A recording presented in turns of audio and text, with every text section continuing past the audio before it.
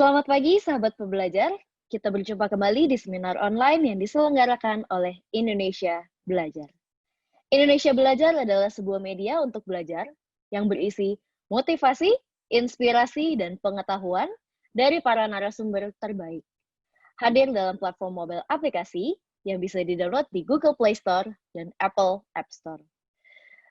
Sahabat pembelajar juga bisa klik website kita di indonesiabelajar.id ataupun melakukan follow di Instagram kita, yaitu di indonesia_belajar.id. Dan kami telah membuka sebuah WhatsApp group, komunitas WhatsApp group. Jadi para sahabat pembelajar jika ingin masuk ke dalam WhatsApp group itu, bisa langsung chat di chat room ini dengan memberikan nomor WA sahabat pembelajar. Oke. Perkenalkan, nama saya Jessica yang akan membantu seminar online pagi hari ini. Baik, sahabat pembelajar, seminar online pagi hari ini menghadirkan Bapak Halim Siang. Beliau merupakan co-founder of Ray Institute dan Indonesia's leading body transformation coach, yang tentunya sudah hadir di tengah kita. Selamat pagi Pak Halim, bagaimana kabarnya Pak? Halo Ya, Pak. selamat pagi Bu Jessica, selamat pagi juga teman-teman semua, rekan teman pembelajar ya, sahabat pembelajar. Iya. Ya, kabar baik, semoga teman-teman semua juga baik semua ya. Iya. Ya, Siap Pak Halim. Tema seminar online kita pagi hari ini adalah Start with the Right Mindset ya Pak ya. yes, betul sekali. Oke. Semua orang memang peduli pada kesehatannya dan tidak ada seorang pun yang mau kehilangan kesehatannya. Tapi saat diajak meninggalkan kebiasaan, menguras kesehatan dan menjalankan kebiasaan sehat, itu kebanyakan malah ngeles ya Pak Halim ya, atau Nah, menolak secara halus. Nah, dengan berbagai alasan, dan juga pembenaran-pembenaran lainnya. ya, Niatnya sih memang sudah ada ya Pak Halim, tapi usahanya belum. Nah, itu ya what's wrong. betul. Dan yang lebih penting lagi, hari ini kita akan bahas how to fix it ya Pak Halim ya. Ya, semoga bisa ya. Oke, semoga hari ini makin bermanfaat. Ya, Oke. Para sahabat pembelajar, sebelum kita mulai, untuk Anda yang ingin bertanya, Anda bisa langsung tulis di chat room ini, dan nanti pada saat sesi tanya jawab, kita akan bacakan, dan pertanyaan yang bagus bahkan saya akan persilahkan juga untuk sampaikan langsung ke Pak Halim. Oke, baik Pak Halim, bagaimana nih penjelasan mengenai start with the right mindset? Silakan ya, Pak. ya baik Bu Jessica, terima kasih. Ya, saya jadi akan coba share screen dulu ya, supaya bisa presentasinya bisa Iya, kelihatan ya. Sorry. Screen. Ya, oke. jadi start with the right mindset benar sekali seperti narasi yang sudah dipersiapkan ya. Banyak sekali yang sebenarnya tahu sih, sadar kesehatan itu penting. Uh, apa kalau dibilang iya nih, kalau saya udah harus menurunkan berat badan apa, bahkan banyak yang sudah dapat warning ya saat ke rumah sakit atau medical check up, terus ternyata yang merahnya yang di luar parameter normalnya sudah banyak sekali, tapi ternyata masih belum take action juga gitu. Kenapa? What's wrong gitu lah? Apa yang salah Hmm. dengan diri kita sampai tidak kunjung memulai? Kalau kita paham sekali biasanya, misalnya kalau kerja itu tujuannya untuk supaya berpenghasilan. Nanti berpenghasilan, jadi kita hidupnya jadi nyaman. Tapi kalau misalnya kita di sini kerja nih dalam artian olahraga, mengatur pola makan, dapatnya sehat. Loh, sehatnya kan masih ada. Ngapain saya perjuangkan? Kan jadi kayak seolah-olahnya seperti itu. Orang yang bekerja mengakui bahwa dia kurang duit atau perlu duit, sehingga bekerjalah dia dari tidak Hmm. punya duit sampai punya duit. Nanti udah punya uangnya, di-spend, dihabiskan untuk berbagai macam-macam biaya, uangnya berkurang lagi, jadi perlu ditambah terus, gitu. Atau terus ada pemasukan yang konsisten. Nah, tapi dalam hal kesehatan, pola pikir orang-orang kebanyakan tidak seperti itu. Kenapa? Karena banyak yang mengira, kesehatan saya udah punya, saya buat olahraga, saya jaga makan, jadinya apa? Jadi sehat. Loh, kan sehat saya masih punya. Gitu. Nah, mari kita lihat slide-nya, what's wrong with us, dan bagaimana solusinya. Nah, banyak sekali kita perlu lihat bahwa sebenarnya orang yang tidak memulai sebenarnya ya. Itulah resep kegagalan yang paling paling besar, ya. Ada dua part di sini, tidak pernah memulai dan memulai tapi tidak meneruskan. Apa yang kita bahas selama berminggu-minggu ini tentang pandangan keliru, strategi keliru, parameter yang keliru sudah mulai kita feeding ya dengan berbagai sesi seminar online Indonesia Belajar untuk yang terutama yang dari saya. Makanya hari ini kami coba dedikasikan untuk audiens teman-teman yang nggak kunjung memulai ini. Nah, perlu diingat hal pertama atau paling basic adalah siapapun yang tidak memulai, maka dia pasti gagal. Jadi daripada uh, di, apa, daripada mengatakan, aduh saya takut gagal gitu kan, akhirnya nggak mulai karena nanti kalau misalnya salah strategi atau apa, jadinya gagal juga. Jadi daripada percuma begitu, mending saya nggak mulai. Lah, justru nggak mulai nggak dapat hasil, justru ya lebih nggak dapat hasil lagi. Jadi resep kegagalan paling besar adalah tidak pernah memulai. Ya, pertama ada yang bilang dia tunda dulu, yang merasa tidak perlu atau tidak urgent. Sekali lagi, kesehatan masih dimiliki. Kalau sudah tidak memiliki melalui medical check up aja, di mana raportnya udah merah, gitu kan, masih banyak yang nggak mau mulai padahal udah urgent gitu ya. Nggak, kadang juga mempertimbangkan terlalu lama, semakannya udah tinggi nih, mungkin habis ikut seminar nih, wah merasa udah seminar jadi kayak ibarat ban itu anginnya baru dipompa ya, bannya penuh mekar, wah lagi semangat, tapi ternyata setelah sampai rumah, aduh iya ya saya kan belum punya sepatu, iya saya kan nggak tahu gimana caranya push up, squat itu apa sih, saya kan belum punya baju olahraga, aduh iya ya itu apa, pusat kebugarannya terlalu jauh, udah gitu iurannya mahal lagi, apapun akhirnya terakhirnya gara-gara kita mempertimbangkan terlalu lama kita nggak jadi mulai lagi ya. Dan juga referensi atau akumulasi informasi yang keliru. Dalam hal ini mungkin ada yang merasa bahwa aduh saya mah udah tidak ada di pasaran, kan fitness buat biar orang tambah cantik, tambah keren bodinya, dan tambah menarik. Saya kan udah ceritanya udah menikah nih, jadi tidak ada keperluan lagi untuk menarik. Ya itu kembali lagi referensi atau akumulasi informasi yang keliru gitu. Kemudian ada ketakutan juga, takut gagal misalnya, takut sakit ya, dan takut malu pada diri sendiri. Nah ini apa sih maksudnya? Nah ini dia. Ya, kita sering melihat bahwa kalau kita menunda, itu sebenarnya ya kita belum sakit aja gitu. Berarti kita masih merasa, oh saya masih sehat, jadi nggak perlu olahraga. Padahal, kembali lagi, kesehatan itu juga seperti uang, tabungan kita. Dia bisa terkuras. Tapi selama kita nggak merasa urgent, ya nggak akan kita mulai untuk tambahkan uang itu. Bahkan di saat turun pun sampai nol, masih bisa hutang.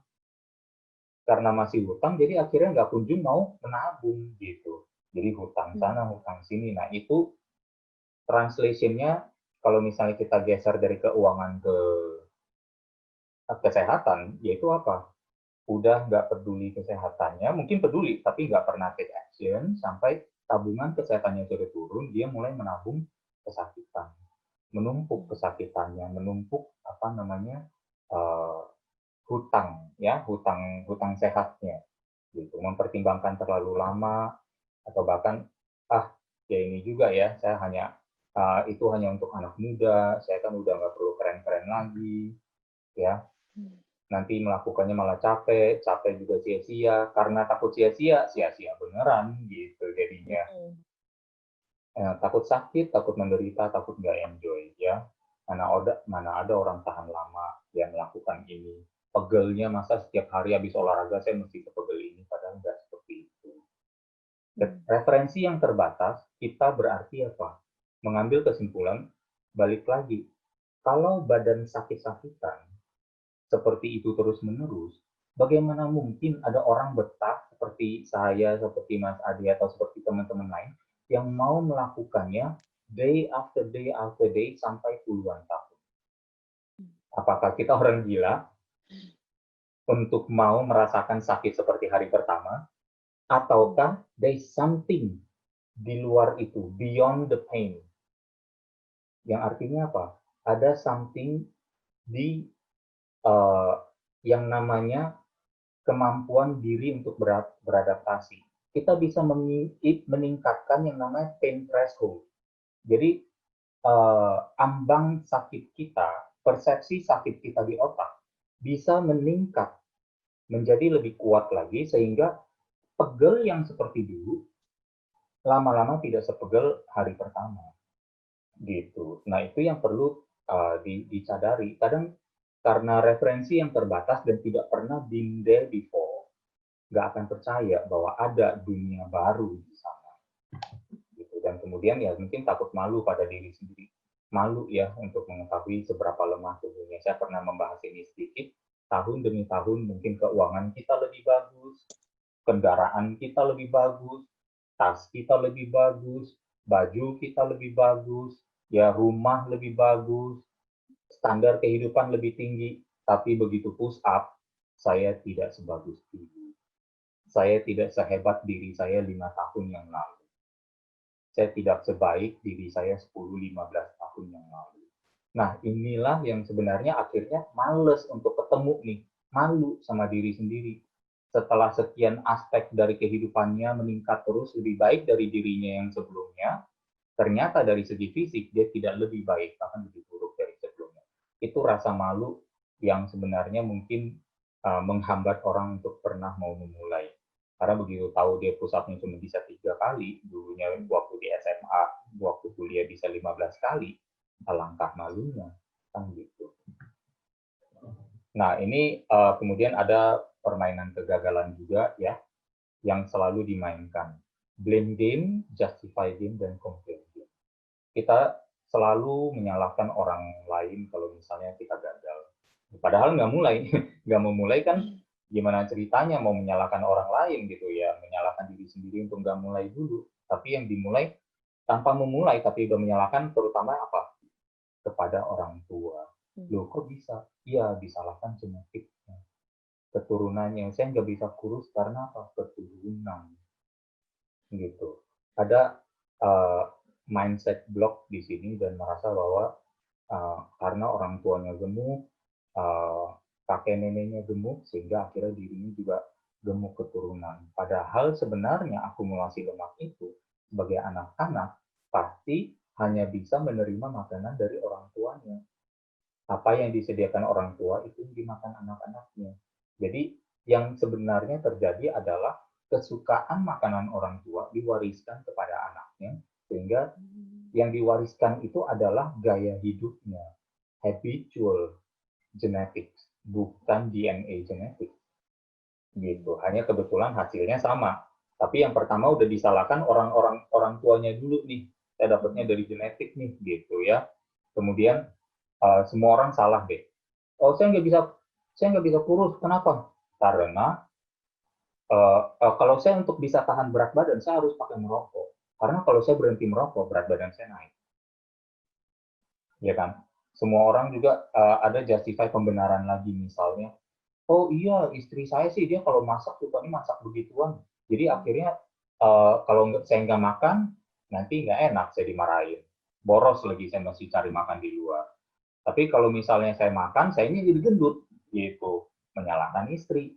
Nah, istrinya juga bilang, mana bisa menyalahkan saya. Saya sebagai istri mempersiapkan makanan yang diminta oleh suami, yang disuka suami. Nah, kan mau menyenangkan suami. Jadi akhirnya saling menyalahkan dan nggak ada ketemunya.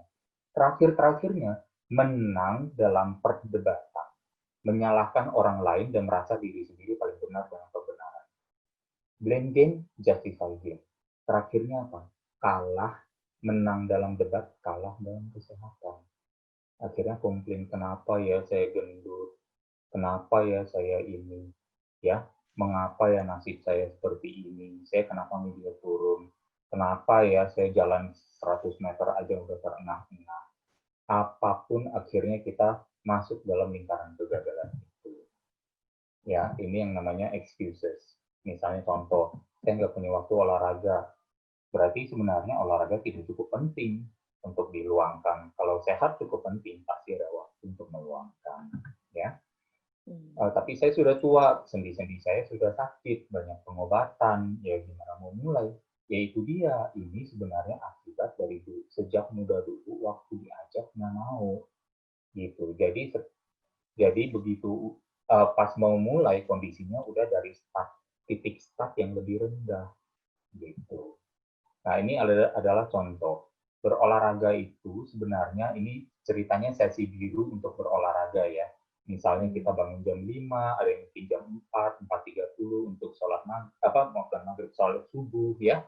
Kemudian 5.30 bisa berolahraga gitu sampai jam 6. Nah katakan seminggu ada 4 kali seperti itu, setengah jam aja. Nah bisa dilihat bahwa sebenarnya total waktunya itu berapa sih? Ini dari hari Senin pukul 00 sampai pukul 24 lagi nih, 24 jam ke bawah. Sampai hari Minggunya total ini ada 168 kotak. Gitu. Nah, yang kita pakai hanya 1,2%-nya. Gitu. Sedikit sekali tapi manfaatnya banyak. Kok bilang nggak punya waktu, nonton drakor punya waktu. Ya kan? Shopping punya waktu. Nonton sinetron punya waktu. Gitu. Mani teddy bahkan punya waktu, make up bahkan punya waktu, tapi untuk berolahraga bilangnya nggak punya. Ya, kemudian contohnya lagi, tapi makanan diet tidak enak. Ya, ada makanan diet yang enak, ya berproses bisa lebih sehat, nikmatnya tubuh sehat, lebih nikmat daripada tunduk pada lidah. Gitu. Lebih nikmat daripada kalau kita terakhirnya beralasan terus, ya. Tapi saya belum tahu cara berolahraga. Nah, ini juga salah satu yang paling klasik. Belajarlah dari bayi. Bayi belum tahu caranya berjalan, tapi itu tidak menghentikan dari mereka untuk belajar. Learning by doing. Learning by doing. Di zaman informasi sekarang, bahkan bayi tidak bisa googling untuk belajar. Ya enggak? Kita bisa googling dulu, YouTube dulu, cari informasi, belajar sambil menjalankan, sambil belajar, dikombinasikan lagi, jadi proses belajarnya juga eksponensial. Bisa dibayangkan masa kita kalah dari bayi. Kita kalah dari diri kita sebelumnya. Kalau dulu kita nggak tahu caranya jalan, dan kita quit, dan kita nggak pernah mulai, hari ini kita merangkak terus. Gitu. Ya. Nah, ini mungkin salah satu quotes yang menggambarkan bahwa sebenarnya kita bisa punya hasil atau alasan, tapi tidak pernah dua-duanya. Ya. Jadi kalau kita mau ya untuk dapat get results, we must cut our excuses. Ya, potong, kurangi, eliminasi alasan-alasan yang ada dalam diri kita. Nah, ini misalnya mengetahui kondisi melalui medical check-up, ya, rajin dan rutin. Katanya medical check-up itu penting loh, buat apa? Kan buat ceritanya mengetahui kondisi, ya, belum sakit.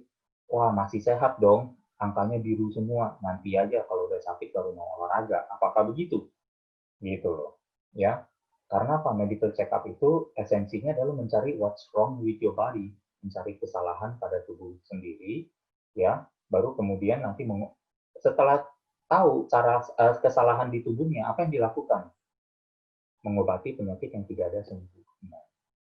Ya enggak. Padahal sebenarnya waktu kita tanya, emang udah dapat salah mau gimana? Ya udah, kalau sakit ya berobat. Udah sakit kok dipaksa olahraga, dan atur makan, malah jadi memberi kuliah lagi, menguliahi bahwa ini udah sakit ya harusnya berobat, jangan atur pola makan gitu, jangan berolahraga gitu. Nah, bisa dibayangkan bahwa sebenarnya kebanyakan penyakit yang di check up itu penyakit-penyakit apa? Kolesterol, lemak, jantung, gula darah, hemoglobin A1C, HbA1c, lemak darah, trigliserid, dan segala macamnya, itu semua apa? Marka kesehatan dari kegiatan pola hidup, ulah kita dan perilaku kita sendiri. Nah, kalau perilaku kita buruk, hasilnya jadi buruk. Untuk hasil yang baik, diubah perilakunya jadi perilaku yang baik. Bukan udah hasilnya buruk, cari obat, pengobatan, kan jadi lucu. Ya, arahnya jadi salah. Gitu. Nah, ini apalagi penyakit degeneratif tidak menular ya. Tubuh yang mendekat ya, kemudian tubuh lebih berat juga lebih lemah, kurang energi untuk berkarya lebih banyak, mengurangi peluang sukses juga, kualitas hidup kita jadi menurun. Ini akibat-akibatnya. Harapan kuantitas hidup kita juga menurun sehingga ternyata harapan untuk menikmati sukses juga lebih pendek. Bayangkan kita kerja habis-habisan, kurang istirahat, pola makan tidak teratur, males gerak, kemudian kita sukses. Demi kesuksesan itu begitu udah mencapai sukses, kesehatannya sudah terkuras habis, kita habiskan uang kesuksesan itu untuk membeli kembali kesehatan yang tadi kita kuras. Alangkah sayangnya kalau waktu berlalu dalam kehidupan kita, tapi malah kita habiskan dengan cara seperti itu. Ya. Coba sekarang kita ganti. Mengetahui kondisi lewat olahraga. Takut malu push up-nya berapa kali? Oh, cuma bisa satu kali aja gemeteran. Itu aja nggak seimbang, kanan doang yang kuat katanya. Ya, mengetahui kekurangan pada tubuh, kemudian oke, saya nah coba kita lihat. Ini adalah yang sebenarnya perlu terjadi. Ya, manfaatnya. Bahwa kalau kita sudah take action, kita mengetahui dan menerima kondisi kita, memaafkan diri kita, sudah teledor selama ini dan lalai, take action ini yang kita dapatkan. Tubuh lebih ringan, lebih kuat, ya, kita juga lebih mungkin berpeluang untuk sukses. Kemudian dengan peluang sukses yang lebih baik, akhirnya dengan tubuh yang sehat, kita punya kesehatan untuk menikmati kesuksesan itu. Bukankah itu yang lebih nikmat? Nikmat seperti itu, coba dibandingkan dengan nikmatnya makanan yang merusak kesehatan kita.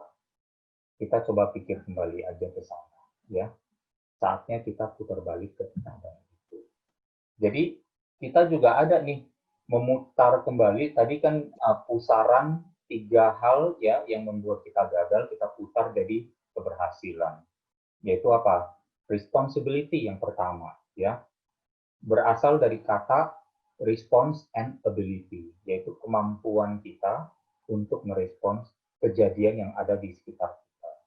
Jadi apapun itu kita lihat ke dalam diri kita sendiri bahwa saya memiliki kemampuan mengendalikan respons terhadap lingkungan saya. Apa yang terjadi di luar saya. Ya, seperti kata pepatah mungkin kita sering dengar. Ya, hidup bukan tentang apa yang terjadi pada dirimu, tapi hidup adalah 95% bagaimana Anda merespon terhadap apa yang terjadi. Jadi semua outcome, semua hasil dalam hidup saya adalah tanggung jawab saya, termasuk kesehatan saya. Gitu. Ya, semua yang saya kerjakan sekarang dengan itikat dan pemahaman yang kuat, akhirnya saya punya purpose dan reason. Ya tadi, ini slide sebelumnya, these are your purposes and reason. Ya, ini purpose-nya. Saya mau melakukan ini karena saya tahu, saya paham manfaatnya untuk saya. Saya paham bahwa dengan umur yang lebih panjang, dengan doa ingin umur panjang, saya menindaklanjutinya dengan kegiatan yang memang menunjang umur panjang tersebut. Gitu. Ya, kemudian kita juga tanya the right questions. Ya, kita tanya. Jadi bukan soal kenapa ya saya gagal, menganalisa kegelapan namanya. Ya, karena waktu kita tanya kenapa saya gagal, kenapa ya gelap, apakah kita bisa menemukan terang? Nggak bisa. Gitu. Kenapa ya gelap? Mencari kunci. Padahal kuncinya ada di tempat yang terang. Tapi kita ubek-ubek terus daerah yang gelap. Dapat nggak kuncinya? Enggak. Gitu. Ask the right questions. Alih-alih menanyakan mengapa saya memulai mengapa kondisi saya seperti apa, ya, kita mulai dengan pertanyaan bagaimana caranya agar lemak saya turun, bagaimana caranya agar hasil cek darah saya bisa biru semua tanpa makan obat, bagaimana caranya agar saya bisa lebih kuat dengan membawa tubuh yang lebih ringan, bagaimana caranya agar saya ya bisa lebih bugar. Bagaimana caranya agar saya tidak gampang capek. Jadi dengan menanyakan pertanyaan seperti itu, daripada kenapa ya saya lemes terus, saya jam 5 udah ngantuk, kenapa ya saya tiap habis makan ngantuk bawaannya pengennya tidur, kenapa ya badan saya sakit-sakitan terus, cari terus di sana nggak pernah ketemu jawabannya. Gitu. Jadi sekarang silakan kita pilih, ya. Tidak pernah bisa kita tujuannya mau ke sehat, tapi kegiatannya ke sini, doanya ke sini, aktivitasnya ke sini, nggak akan ketemu, gitu. Jadi kita perlu untuk admit bahwa lihat lagi ke dalam kehidupan kita, apa yang sebenarnya telah kita izinkan untuk terjadi dan lakukan, gitu, ya. Evaluasi setiap orang pasti berbeda-beda. Nah, ini juga mungkin salah satu ungkapan yang sangat terkenal, ya, kebahagiaan atau happiness. Salah satunya memang adalah gratitude, ya, ke rasa syukur, kebersyukuran atas apa yang dimiliki, sedikit apapun itu bisa disyukuri, itu salah satu elemen keberhasilan. Nah, kita berbicara itu kan soal kepemilikan, ya. Berarti kita bisa berbicara tentang hal-hal lain lagi yang menunjang kebahagiaan, salah satunya itu apa yang kita pikirkan, apa yang kita ucapkan dan lakukan, itunya selaras. Saya mau sehat, berarti apa? Bukan soal mencari apa obat-obat untuk men-tackle sakit, tapi saya mau sehat, saya kembangkan kebiasaan-kebiasaan sehat, dan saya lakukan dengan senang hati, bukan bersungut-sungut, gitu. Kenapa kok bisa? Udah begitu di arah yang agak keliru nih kita. Udah ulahnya, akarnya adalah perilaku. Akar lemak tinggi, lemak darah tinggi, trigliserid tinggi, jantung lemah, paru-paru lemah, insulin resisten, semua itu akarnya ada di tidak memiliki pola hidup yang baik. Tapi alih-alih memperbaiki pola hidupnya, kita malah apa? Pakai obat. Artinya supaya nanti rambu-rambunya waktu ceknya itu biru. Birunya tapi pakai olahraga, pola makan, atau pakai obat. Silakan pilih. Dampaknya seperti apa? Sama-sama sudah tahu. Silakan pilih juga. Kan gitu, ya. Jadi sedemikian aja kira-kira presentasi dari saya. Mungkin diperlukan kejujuran untuk tidak merasa tersinggung, ya. Tapi kalau misalnya tersinggung pun ya saya mohon maaf atas kata-kata yang ada. Tujuannya ya kembali lagi kita memang membahas hari ini adalah starting with the right mindset. Jadi mindset seperti apa? Ini kalau misalnya saya mengambil sedikit kesimpulan. Mindset yang mengatakan bahwa yes, saya paham. Sekarang saya menerima, saya telah melakukan banyak ceritanya hal-hal yang belum sinkron dengan tujuan dan doa saya. Maka saya akan coba perbaiki. Dengan menjalankan seperti itu, kita lakukannya dengan senang hati, karena kita have good reason untuk melakukannya. Kalau tidak ada pemahaman, waktu ditanya, disuruh olahraga, kenapa gue mesti olahraga? Kenapa gue mesti ngatur pola makan? Gue masih sehat kok, gak ada pemahaman kan? Kalau tidak punya pemahaman, maka waktu berolahraga, banyak perlawanan dari dalam hati, kenapa gue mesti lakukan ini? Gitu. Tapi kalau sudah paham, lakukannya pun dengan ringan hati, dengan senang hati. Jadi itu yang makanya punya mindset yang tepat berawal dari pemahaman, berawal dari kalau belum punya knowledge-nya, tanyakan kepada expertnya, tanyakan kepada referensi yang tepat, kumpulkan ilmu, tidak harus menunggu sampai ilmu terkumpul semua baru menjalankan. Learning by doing, ya.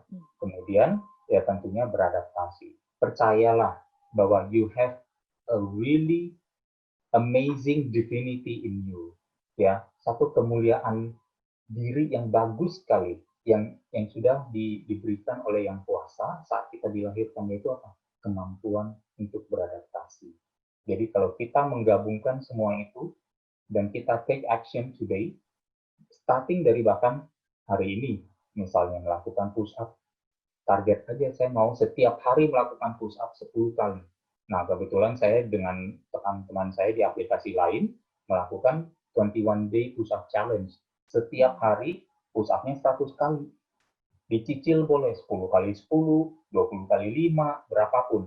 20 kali 20 kali 3 dulu, sisa 40, kemudian baru 10 kali 10, terserah apapun, tapi totalnya 100 push up dalam 24 jam selama 21 hari. Nah, coba bisa nggak buat target seperti itu? Kalau nggak bisa 100, 50 deh. Kalau nggak bisa 50, 25 deh. Apapun itu, start today.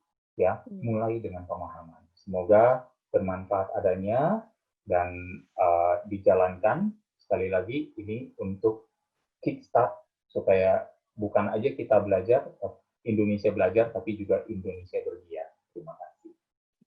Terima kasih Pak Halim. Jadi lebih baik mulai sekarang sahabat pembelajar kita mulai dulu aja ya Pak Halim ya. Ya. Oke. Pak Halim, sekarang kita akan mulai untuk sesi tanya jawab bagi sahabat pembelajar yang ingin bertanya kepada Pak Halim, itu langsung aja klik di chat room-nya kita, ketik aja di situ, nanti kita akan bacakan. Oke, Pak Halim tadi saya ada mau nanya. Tadi kan Pak Halim kita kan memang tahu ya Pak Halim, banyak banget yang punya alasan, aduh gue ikutin gen emak gue nih nggak bisa kurus gitu, atau nggak bisa gendut. Nah itu ternyata memang gennya itu tidak berpengaruh ya Pak Halim ya, akan hal ini ya? Iya, sangat kecil sekali, karena terakhirnya waktu kita melihat lagi, ke dalam banyak studi dan banyak medical experts pun mengatakan bahwa, oh, insulin resistance itu ternyata hanya 5% yang keturunan gitu. Penyakit jantung juga demikian, kasus kanker juga demikian gitu. Jadi yang 95%-nya apa? Ya berarti akibat ulah kita Gaya sendiri. hidup. Gaya hidup. Gitu. Jadi itu yang perlu kita akui dulu, bahwa a lot of the things, bayangin coba, persis nggak, ironis nggak sama nih. Life is 5% what happens to you, and 95% how you react to it, how you respond to it, ya kan? Tapi pada saat yang sama, penyakit genetiknya 5%, tapi lifestyle-nya 95%. Iya, jadi bisa dibayangkan ternyata begitu banyak korelasi paralel yang bisa kita tarik keuangan kesehatan. Bahkan dari quote wisdom pun dengan science sama, bahwa 5% 95 gitu. Jadi kembali lagi 95% pasti ada di tangan kita. Jadi kita gimana coba untuk mengoptimalkan itu. Iya, jangan kita 95% udah tahu kita ceritanya majikan untuk nasib kita. Tapi nasib tidak sehat yang malah kita tuju, kan sayang. Gitu. Berarti nanti kalau misalkan ada sahabat pembelajar yang bilang, ini aku karena keturunan, nah kita bisa sadarkan ya Pak Halim ya, bahwa pasti itu tidak dari gen. Nah, Pak Halim, tadi itu ada tabel jam ini ya Pak, jam olahraga ya. Nah, menurut saya itu bagus banget sih buat para sahabat pembelajar ya, karena kan jadinya kita bisa ikutin. Cuman setengah jam 4 kali dalam seminggu, mulai aja dulu ya Pak Halim ya. Nah, ya. Nah, ini ya screen-nya udah kelihatan ya. Slide-nya. Nah, itu Pak Halim. Sebenarnya jam itu berpengaruh nggak sih Pak Halim? Jadi misalnya kalau misalnya kita mau olahraga di malam hari atau di siang hari, di sore hari, apakah itu berpengaruh Pak Halim? Enggak. Bagi tubuh ya. kita? Enggak ya? Kadang sebenarnya berolahraga pasti lebih baik dari tidak sama sekali. Apalagi kalau kita bicara hanya 4 kali seminggu atau 3 kali seminggu dan hanya setengah jam.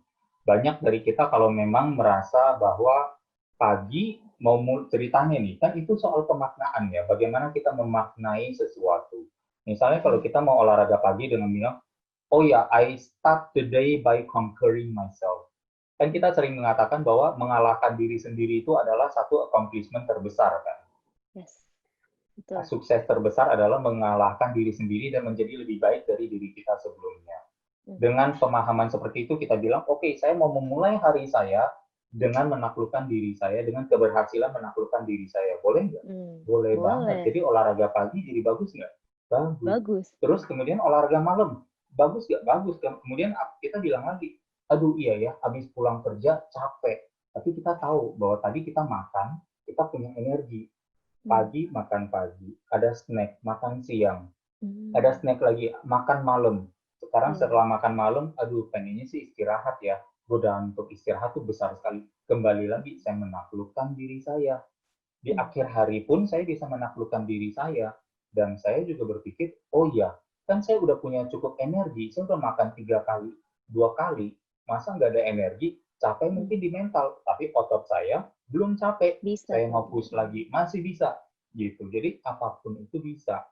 Hmm. Kadang kita justru terlalu banyak menanyakan hal-hal justifikasi. Ini contoh nih, saya karena keseringan menerima konsultasi, jadi tahu ini beberapa contoh off the bat aja nih. Ya, Hmm. pertanyaan yang salah satu pertanyaan yang paling menjebak. Kapan waktu olahraga terbaik? Iya, Pak. Kenapa? Kalau bukan yang terbaik, udah nggak mau. Heeh. Betul Gitu. betul betul. Ya nggak? Kan kesannya jadi kayak, well, I deserve the best. Saya kalau beli barang yang the best. Nggak semua orang punya Mercy. Hmm. Gitu. Nggak semua orang punya tas Louis Vuitton atau apapun juga. Gitu kan. Katakan mereka merek-merek the best deh. Kalau mau bilang kayak begitu, akhirnya kita nggak beli tas dong. Hmm. Kalau nggak punya, belum punya duitnya nih untuk beli tas mahal. Nggak pernah beli? Enggak, kita tetap beli kan. Tapi kita beli yang sesuai kemampuan kita. Gitu. Jadi there is no best time. The best time is the time you create and you make for yourself. Gitu. Jadi ada juga apa protein terbaik, apa sayur terbaik, ya. Jadi olahraganya mana duluan dan mana yang lebih baik, ini atau itu segala macam. Asking too much, tapi nggak pernah stop. Karena apa? Karena udah bukan yang terbaik, jadi saya nggak mau. Tapi poinnya adalah second best is good enough juga. Hmm. Gitu. Ya nggak? Third best juga good enough, just do it Betul. aja. Gitu. Itu salah satu. Yang kedua juga ya adalah berapa lama baru dapat hasil. Itu pertanyaan yang sangat menjebak, yang saya termasuk nggak suka. Kenapa? Hmm. Kalau saya jawab, saya dapat six pack-nya dalam 2 bulan, pasti dia kecil hati yang nanya.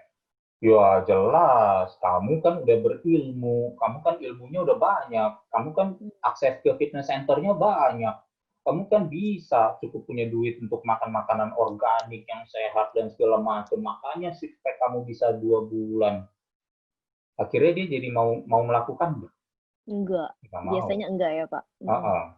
Tapi kalau saya jawab agak lama dikit, Hmm. kamu six pack, waktu orang tanya saya, kamu six pack-nya berapa lama? 2 tahun. Gila, lama banget. Kamu yang jago aja 2 tahun. Apalagi saya, mana kuat. Melakukan nggak? Enggak jadinya. Jadinya enggak. Enggak juga. Heeh. Dua pertanyaan yang sama, apapun jawabannya, mau cepat atau lambat, pasti dia punya alasan untuk mengatakan, gua nggak mau melakukan. Hmm. Gitu. Jadi, be careful what you ask. Makanya saya tadi bilang, ajukan pertanyaan yang baik, yang Hmm. tepat. Ask the right questions. That's also part of success. Gitu. Oke. Baik, Pak Halim, terima kasih. Oh, Pak Halim, ini ada Pak Dwi yang sudah bertanya. Halo, Pak Dwi Heli. ya Pak, Pak Dwi. mana waktu yang lebih bagus untuk tubuh saat berolahraga? Pagi hari atau sore hari? Apakah ada perbedaan efeknya bagi kesehatan? Mungkin ini tadi sudah terjawab ya, Pak Halim ya? Iya, pas banget tuh. Pas banget. Iya. Pak Dwi tadi sudah terjawab ya, Pak Dwi. Kalau mau Mm-mm. bertanya yang lain boleh silahkan. Iya. Ini ada dari Pak Syifa Maulana. Halo Pak Syifa Maulana. Pak Halim mau Iya, Pak. tanya jenis olahraga seperti apa yang efektif untuk orang yang ingin gemuk? Eh, makan terus. Makan Kalau gemuk, ya, kalau gemuk itu kan definisinya adalah kelebihan lemak. Nah, kalau orang kelebihan lemak itu biasanya lemak naik, kondisi kesehatan akan turun, gitu ya. Jadi kita tidak menginginkan itu. Yang kita inginkan adalah memperbaiki komposisi tubuh yang ada di dalam, lemaknya kita turunkan, komposisi berat murninya kita jaga stabil atau minimal stabil atau bisa meningkat sedikit. Ya, jadi komposisi tubuh itu ada 5. satu lemak, ini tulang, organ, ya, air, dan otot. Nah, kalau dari ini yang namanya bobot murni, ini yang namanya lemak. Lemak mau kita turunkan, bobot murni ini mau kita tetap atau naikkan sedikit. Kalau yang mau kita naikkan itu apa kira-kira? Tulang mau dinaikkan, organ mau dinaikkan, nggak bisa. Rata-rata dijaga kepadatannya aja. Air naik turun. Ya, terakhirnya adalah si otot itu yang akan kita sebenarnya naikkan. Jadi supaya kelihatan lebih berisi dan berisi yang sehat, naikkanlah ototnya, bukan lemaknya. Jadi bukan soal menggemukkan. Ya. Oke, begitu Kak Syifa. Semoga terjawab ya Kak Syifa ya. Yeah. Ini ada Ibu Oti ya, Ibu Oti Diah Maharengga. Yeah, Benerin mindset ini yang paling penting dilakukan ya Pak Halim untuk memulai habit yang baru atau positif, rutin berlatih fisik dan mengatur pola makan. Oh, ini mungkin bukan pertanyaan ya, tapi pernyataan ya. Iya, jadi iya mendukung. Terima kasih Bu Oti sudah Terima kasih. Bu Oti ini alumni Rai Institute di Malang ini tahun 2018. Oh, salam kenal Bu Oti. Selamat datang di Indonesia Belajar. Mungkin kita nanti bisa ngobrol-ngobrol lagi ya. Iya, udah ada di grup chat juga. Oh, iya. Mungkin Bu Oti lain kali kita bisa jadikan narasumber kedua, Pak. Jadi kita bisa bikin. Iya, bisa. Banyak. Ada Bu Rasela juga sebenarnya kan juga alumni. Oke. Wih, makin seru nih Indonesia Belajar Pak Halim. Mantap. Ini ada dari Ibu Liliana. Halo Ibu Liliana. Selamat pagi Pak Halim. Saya 1 tahun yang lalu sebelum ikut pelatihan keluar kota, seminggu 2-3 kali pasti nge-gym, exercise, suka ikut Zumba, dance, combat, kelas kardio, dan treadmill. Tapi sudah 1 tahun tidak aktif. Sekarang PSBB, saya tidak bisa ke gym. Gimana caranya memulainya ya? Gitu, Pak. Mungkin ini silakan dijawab, Pak. Iya, mulai bisa aja Bu, kalau Ibu Liliana punya punya TV di rumah, sekarang kan terkonek ke internet ya. Bisa buka YouTube juga dari TV, kemudian ada nggak ibarat orang exercise together gitu di sana, ada rutinitas olahraga, bahkan mungkin Zumba sendiri punya channelnya yang memungkinkan untuk ikut kelas Zumba tapi di depan TV bisa gitu. Tapi jadi nggak harus ada alasan PSBB menghambat kita berolahraga. Saya sendiri PSBB juga fitness center kan tutup, jadi saya juga nggak punya akses ke sana.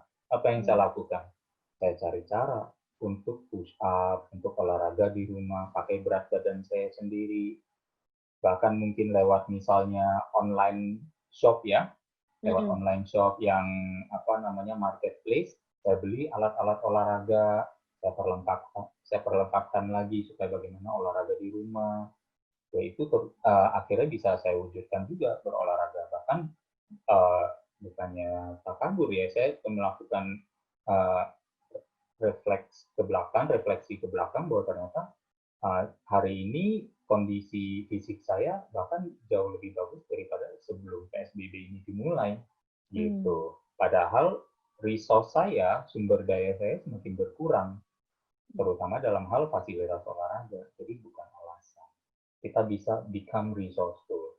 Kalau misalnya salah satu makanya dari ajaran Anthony Robbins juga adalah tentang resourcefulness gitu. Bagaimana dalam kondisi terminim kita bisa tetap mencari atau mengkreatifkan diri kita agar tetap bersumber daya. Gitu. Oke, baik Pak Halim. Berarti Pak Halim udah 2 atau 3 bulan ini olahraganya di rumah ya Pak ya? Iya, di rumah terus. Kadang juga sebisanya pagi 10 menit, sore 10 menit, malam ya, misalnya 10 menit. Jadi kadang hanya 20-30 menit juga, tapi seoptimal mungkin. Bahkan saya barengin dengan kadang bisa jemuran, karena PSBB, saya dulu tanpa PSBB, saya malah nggak jemuran. Sekarang saya bisa jemuran, ternyata malah fisiknya ya bersyukur menjadi lebih baik dari luar maupun dari dalam. Oke, baik Pak Halim. Mungkin Ibu Liliana sudah terjawab ya Bu Liliana ya. Jadi kita jangan karena PSBB ya. Kita bisa di rumah, bisa pakai fasilitas-fasilitas yang lain gitu. Nah, ini ada dari Ibu Legita. Pak, bagaimana untuk bisa berkonsisten sama hal yang positif seperti Bapak yang jelaskan tadi, sedangkan siklus manusia itu selalu naik turun, mood selalu berubah-ubah, bahkan kadang kita sebagai manusia tidak bisa mengendalikan hal itu. Kalau lagi nggak mood, pasti males ngapa-ngapain, dan nggak bisa dikendalikan, Pak. Tetap aja nggak mood, gitu, Pak. Mohon pencerahannya ya, Pak. Thank you. Ya, ini Bule Gita mungkin ya dari namanya ya. Ya. Jadi sebenarnya saya juga mengalami itu Bu, gitu. Tapi konsistensi itu tetap bisa saya jaga gitu ya. Karena bagaimanapun satu, ini bermula semua dari kesadaran diri bahwa kita ini adalah makhluk yang membutuhkan olahraga. Jadi olahraga bukan apa yang kita diajarkan di sekolah dulu. Olahraga itu masuk dalam aktivitas rekreasi. Kalau rekreasi konotasinya apa? Kalau ada waktu. Kalau dijalankan kalau hanya ada waktu. Bukan kebutuhan primer, bukan sekunder, malah dibilangnya tersier kan. Gitu. Rekreasi adalah kebutuhan tersier, yaitu apa? Salah satunya olahraga, kegiatan main-main gitu. Bukan, ini adalah kebutuhan. Ya, mood nggak ini gitu. Bahkan kadang sebenarnya justru karena kita stres, mood kita jelek, dibawa kesel, daripada nggak ada pelampiasan, olahraga bisa meredamkan stres itu. Mood jelek, lebih enak lagi untuk olahraga. Nggak pernah coba kan, Bu? Coba sekarang gitu. Lagi mood jelek, olahraganya justru paling enak-enaknya itu. Iya. Oke. Begitu Ibu Legita mungkin terjawab ya Bu ya. Nah, ini tadi ada komen juga dari Ibu Liliana. Terima kasih banyak Pak Halim, Bu Jessica, luar biasa fantastik. Berarti terjawab tadi Bu Liliana. Ya, syukurlah. Nah, ini ada komen juga dari Ibu Mercia. Mesti berkumpul dengan teman-teman yang sama tujuannya ya Pak ya? Ya, kalau memang bisa punya environment seperti itu, bergabung misalnya ke satu pusat kebugaran, itu satu hal yang positif. Karena di sana pasti rata-rata memiliki common goal, yaitu berolahraga untuk menjaga kesehatan maupun meningkatkan kebugarannya. Tapi untuk masa-masa sekarang, kita juga nggak bisa tergantung sama itu. Ya, kita perlu resourceful untuk diri sendiri. Jangan gara-gara nanti begini, kita jadi beralasan lagi.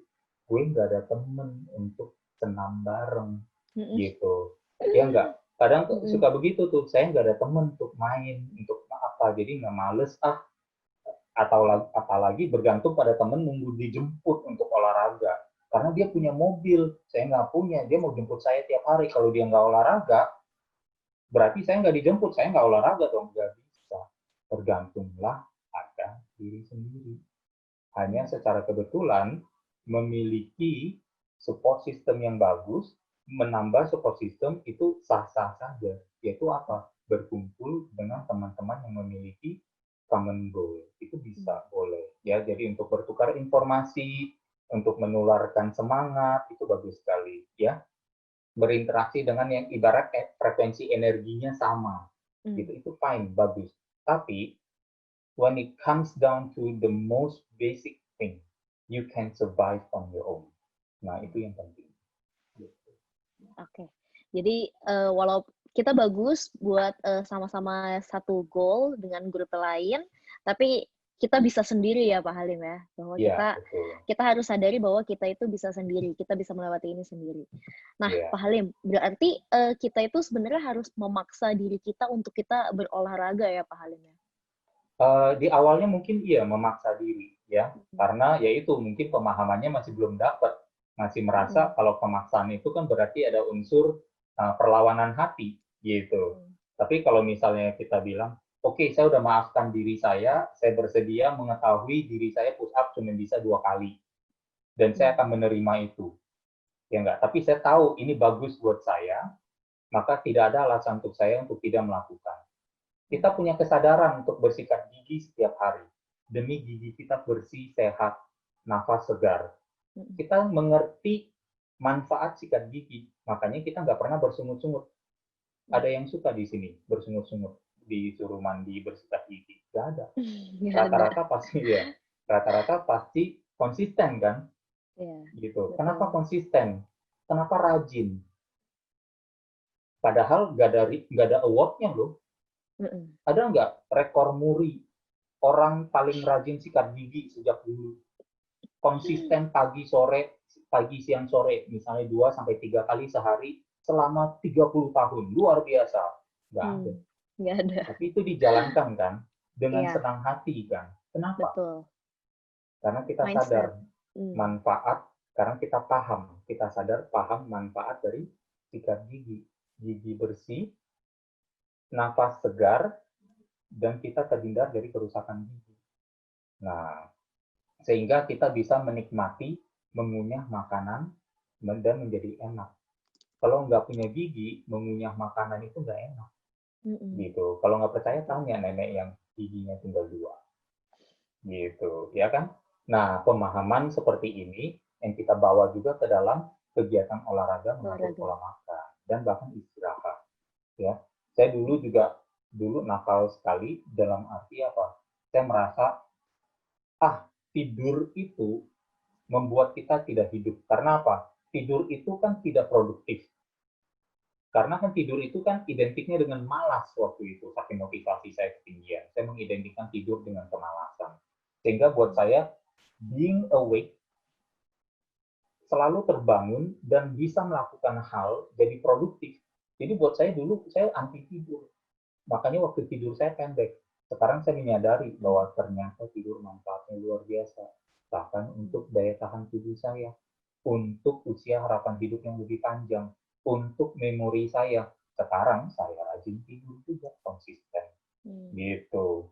Ya enggak, karena ternyata dengan tidur cukup, produktivitas saya cukup bagus dan tidak menurun, meskipun saya tidurnya sekarang sedikit lebih banyak daripada dulu. Jadi, these are the things. Dengan pemahaman, melakukannya dengan senang hati. Ya. Betul sekali, berarti kita harus memahami dulu dan juga sesuai dengan tema kita hari ini ya Pak ya, start with the right mindset. Nah, ini ada komen dari Ibu Mercia. Terima kasih, selama langsing padat dan menyehatkan. Ya. Salam ya. Salam langsing padat dan menyehatkan. Salam juga Bu Mercia. Ini dari Ibu Oti. Kumpul dengan Pak Halim dan komunitas belajar seperti sekarang sangatlah membantu. Terima kasih. Terima kasih juga Bu Oti. Ya, senang bisa bermanfaat ya. Bu Mercia juga bilang betul. Pak Junus Lau ada komen juga, karena sehat tidak bisa dibagikan, jadilah sehat untuk perorangan. Mantap. Ya, Pak Junus ini justru seorang sahabat juga nih. Beliau ini sukses turun 30 kilo, Bu Jessica. Wah, mungkin kita bisa sapa dulu biasa. Kali ya. Halo Pak Junus, mic-nya mungkin mau dibuka terlebih dahulu nih, Pak Junus. Iya. Ya, sahabat setia ya, sering ikut setiap terus. minggu ya, setiap minggu kita selalu ketemu Pak Junus. Oke. Mungkin Pak Junusnya, iya. Lagi mau menularkan ke teman-temannya justru di Medan. Oh, Pak Junus dari Medan ya? Oke. Oke, Pak Halim, ini waktunya kebetulan sudah saatnya kita tutup. Pak Halim, mungkin saya boleh minta dari Pak Halim closing untuk tema hari ini itu gimana? Silakan Pak. Ya, baik. Closing Terima statement. kasih Bu Jessica. Terima kasih teman-teman rekan pembelajar ya di Indonesia Belajar. Sekali lagi, belajar bisa dalam kondisi seperti sekarang, seminar online, bisa juga sambil melakukan. Ya, kita pahami makna memiliki kesehatan buat diri kita, sehingga waktu mengajak atau waktu kita menjalankan pun bisa dilakukan dengan senang hati. Disiplin itu adalah mengetahui apa yang kita mau, mengetahui makna memiliki kesehatan dan kebugaran. Ya, maknanya apa? Ya tadi, supaya kita bisa lebih mudah sukses, lebih produktif sehingga mudah sukses, sehingga akhirnya apa? Punya kesehatan untuk menikmati kesuksesan itu. Untuk waktu yang berpotensi lebih panjang juga karena usia harapan hidup yang panjang. Saya rasa tidak ada yang lebih nikmat daripada itu, kan? Nah, untuk hal senikmat dan sepenting itu, apa salahnya kita luangkan sedikit waktu untuk berolahraga, kita perbaiki lagi pola makan kita. First things first, hal yang terpenting yang menjadi basic fondasi, modal, prasyarat untuk kesuksesan, kita semenkan dulu, kita kuatkan dulu fondasinya. Dari situ, maka dalam hal nantinya kita sudah meraih hasil, kita bisa menginspirasi orang lain juga, ya, seperti banyak teman-teman di sini. Terima kasih untuk perhatiannya. Semoga minggu depan kita bisa balik lagi, bertemu lagi, ngajak teman lebih banyak lagi untuk topik-topik lain yang lebih menarik. Terima kasih. Oke. Terima kasih Pak Halim. Saya juga Sama-sama. berterima kasih kepada sahabat pembelajar yang telah hadir di seminar online pagi hari ini. Nah, Pak Halim, ini sudah saatnya kita stop. Mungkin Ya. nanti minggu depan jangan lupa hadir lagi di jam yang sama tentunya dengan Pak Halim, dengan tentunya juga tema yang lebih menarik lagi ya Pak Halim Ya. dan bermanfaat pastinya. Oke, sekali lagi saya ucapkan terima kasih Pak Halim. Mungkin sahabat pembelajar boleh buka mic-nya dan ucapkan terima kasih ke Pak Halim. Terima kasih Terima Coach. kasih. Terima kasih banyak Pak Halim. Terima kasih, Mas Salim. Terima kasih. Oke. Sampai ketemu. Terima kasih banyak Bu Iya. Jessica. Terima kasih. Salam sukses, sehat bahagia. Sampai Thank jumpa you. minggu depan. Salam sukses luar biasa. Terima kasih Pak Halim. Tasya, thank you. Ya, pamit ya. Pamit, terima kasih.